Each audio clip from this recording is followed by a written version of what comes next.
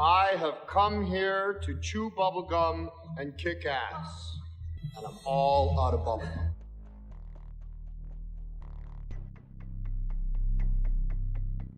They Live is held in very high regard by conspiracists, especially if you're a movie buff like myself. This movie was, or is, The Matrix of the 80s, a film that portrays a sinister hidden reality most people can relate to because they know deep down that something in the world just isn't right. Though the movie often seems cheesy, it nonetheless conveys a strong message about the elite of the world and its utilization of mass media to keep the population under control. The star of the movie, Roddy Piper, was noted on Twitter saying, "They Live is a documentary." This was roughly 2 years before he died in 2015. Of course he was joking, at least a little bit, right?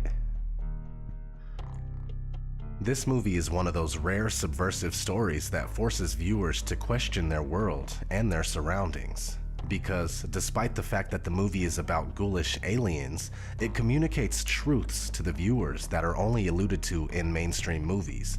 In fact, looking deeper into the storyline, one might realize that there's probably more science than fiction in this story.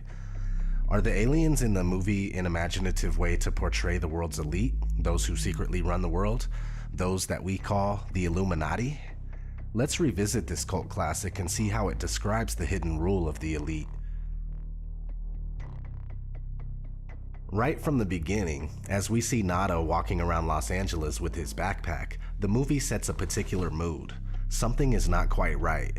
There is a sense of impending doom in the air. Poverty is rampant, helicopters fly all around the city, and street preachers speak of soulless beings that rule the world. They have taken the hearts and minds of our leaders.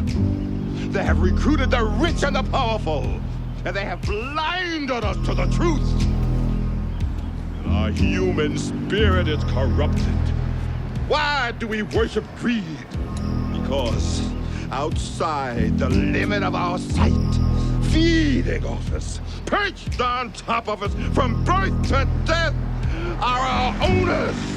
Our owners, they have us, they control us, they are our masters. Wake up, they're all about you, all around you. Is the preacher's description of the masters applicable to the Illuminati?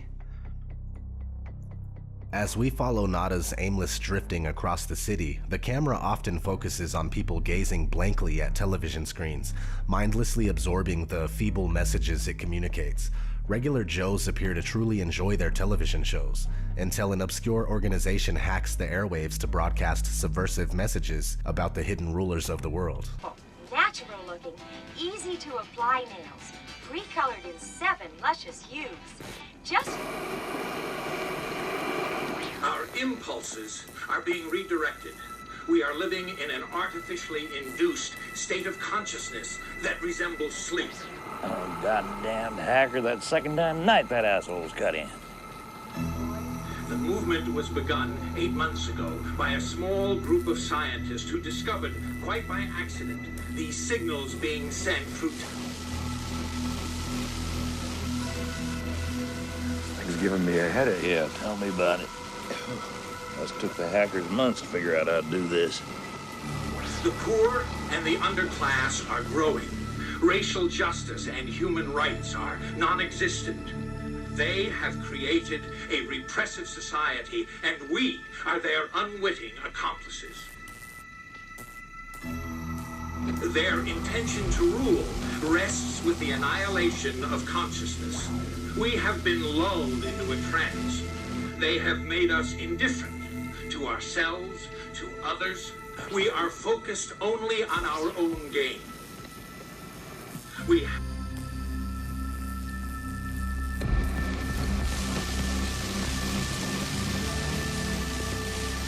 Please understand, they are safe as long as they are not discovered.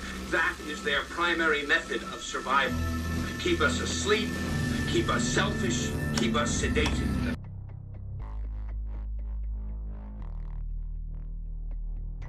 The average Joes who watch this pirated TV broadcast all get a massive headache. The raw truth is indeed too much for most people to bear. One such viewer switches the channel after telling the guy on TV, blow it out your ass. Just like today, most people do not want to hear about this kind of stuff. They just want to go back to playing on their phone or mindlessly viewing television.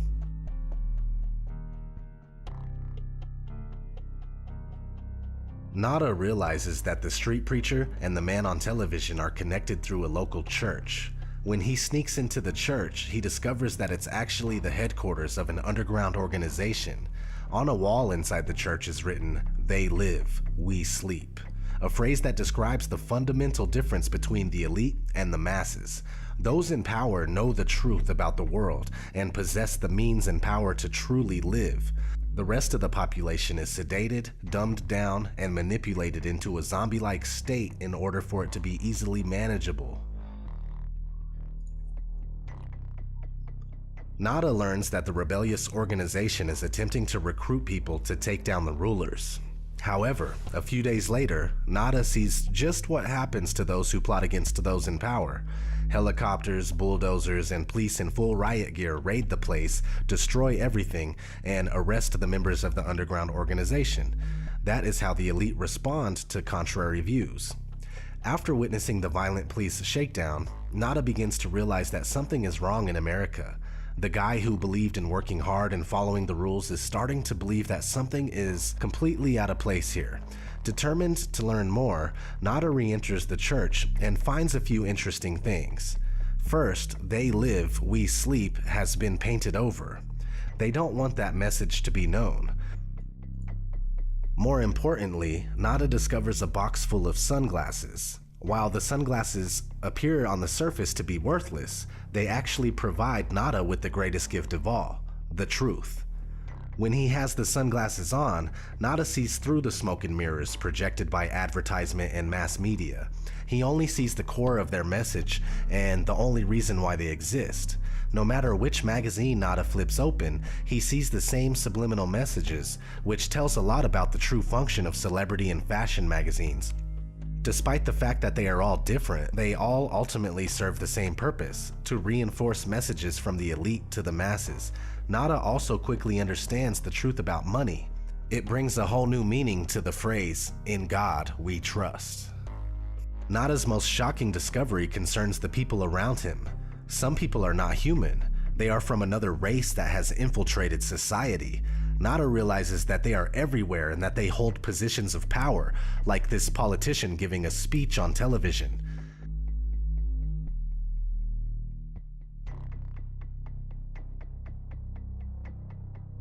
When the aliens realize that Nada can see through their disguise, they immediately alert the authorities, saying, "I've got one that can see." Being able to see is obviously frowned upon by the aliens. They do not like to be exposed. Nada quickly becomes a social outcast and aliens start closing in on him. I don't like this one bit. Nada and everyone in the city are constantly monitored by flying surveillance cameras that are oddly similar to the new unmanned drones that are currently appearing around the world. Flying surveillance cameras were considered science fiction in 1988. They are now a reality. The concept of truth-seeing sunglasses is an interesting way to illustrate the importance of knowledge in one's worldview. Two people can be looking at the exact same thing, yet perceive two very different realities depending on the level of information and awareness possessed by each person. Nada's sunglasses can therefore represent one's knowledge of the truth, which allows a clear perception of reality. Upon learning the appalling truth about the world, Nada feels the need to share this vital information with his friend, Frank. Nada, however, quickly realizes that some people do not want to hear about the truth. In fact, many actually get angry and offended at the simple mention of something that alludes to it. When Nada asks Frank to put the sunglasses on so he can see what he sees, Frank firmly refuses and calls him a crazy mother. Nada replies with another classic line. Either put on these glasses or start eating that trash can. Followed by one of the longest one-on-one fight scenes I have ever seen in my life. A scene that is dragged out for so long that it becomes utterly absurd and even comical. While the scene maybe appears ridiculous, it says something about the difficulty of making regular average people wake up from their blissful ignorance. Frank finally sees the truth. All it took was Nada to beat the crap out of him, sticking the sunglasses on his face against his will and forcing him to look around. Yes, convincing other people of the truth can be a hard task. The two bros are then invited to a secret meeting of the underground organization that is attempting to rid the Earth of aliens. During the meeting, Nada and Frank are given truth-seeing contact lenses. The sunglasses gave truth-seers a nasty headache, especially when they are taken off. When first exposed to the truth, adapting to the new reality can indeed be difficult and even painful. However, after a while, it becomes a seamless part of a person, a little like wearing contact lenses. Nada and Frank also learn that humans are being recruited by the aliens in exchange for wealth and power. As the leader of the underground organization says, most of us just sell out right away. it is rather easy to make a correlation between the movie and the actual politicians and celebrities we've seen in the past who readily sell their soul to the Illuminati in exchange for wealth, power, and celebrity status. However, the meeting doesn't last long as the police barge in and start shooting everyone in there. They are designated as a terrorist organization by the elite. Nada and Frank manage to escape and accidentally find themselves behind enemy lines in the aliens' underground base. While exploring the alien base, Nada and Frank stumble upon a party thrown by the aliens for human collaborators to thank them for their partnership. Although humans will never be considered equals to the aliens, those who sell out to them get monetary benefits, much like those who are not part of today's elite who nevertheless sell out to push the elite's New World Order agenda. Our projections show that by the year 2025, not only America, but the entire planet will be under the protection and the dominion of this power alliance. The gains have been substantial, both for ourselves and for you, the human power elite. Frank and Nada then discover the source of the aliens' brainwashing signals, a television studio. The aliens use the network to broadcast hypnotic and subliminal signals to humans, blinding them from the truth about their rulers and the world. This is hardly science fiction. The message that is communicated here is that mass media is the elite's favorite tool to indoctrinate the masses and keep them in servitude. Nada realizes that the only way to save humanity from the grips of the aliens is to go to the roof of the TV station's building to take down the emitter of the subliminal messages, disguised as a satellite dish. Indeed, without an elite-controlled mass media, indoctrinating the masses will be a lot more difficult. So Nada and Frank start shooting their way towards the roof. Not an easy task. Nada met Holly Thompson, a Cable 54 network executive, at the beginning of his wild rampage.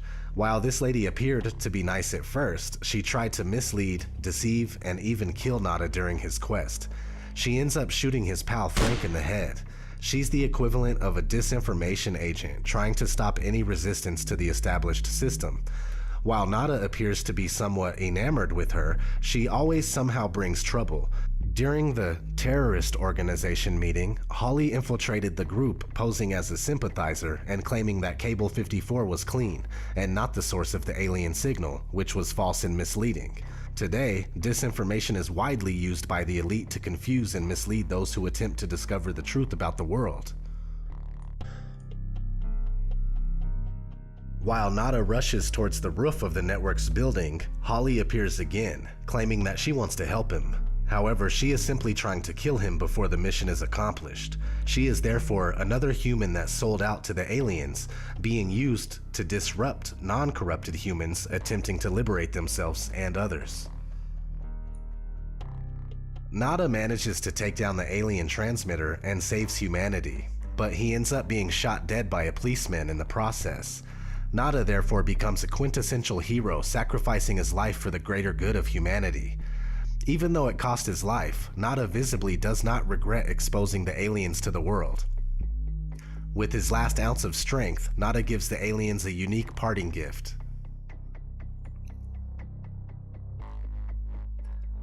Once the aliens' satellite dish is down, the masses are able to see the world as it is. The aliens' ugly faces are exposed to the world. TV viewers all over now realize that those giving the daily news were also those who controlled them.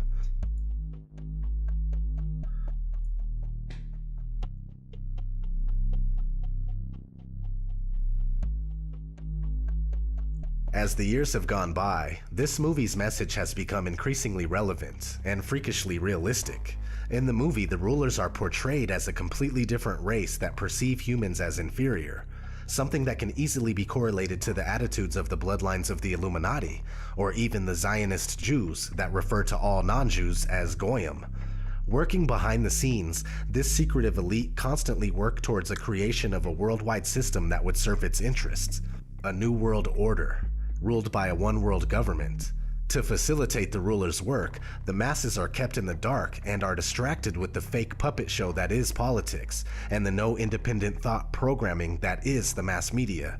They Live can indeed be interpreted as a documentary on the thorough and systematic conditioning of human experience in order for a hidden elite to covertly control, manipulate, and exploit the masses. You still don't get it, do you, boys? There ain't no countries anymore. No more good guys. They're running the whole show. They own everything, the whole goddamn planet. They can do whatever they want.